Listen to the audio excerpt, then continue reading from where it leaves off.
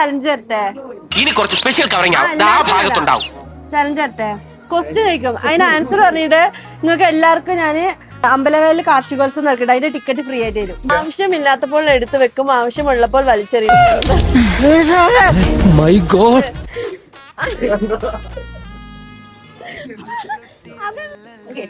Question മുഴുവനാക്കട്ടെ. ആവശ്യമില്ലാത്തപ്പോൾ എടുത്തു വെക്കും, ആവശ്യമുള്ളപ്പോൾ വലിച്ചെറിയും. എന്താണ്? സിമ്പിളാണ്.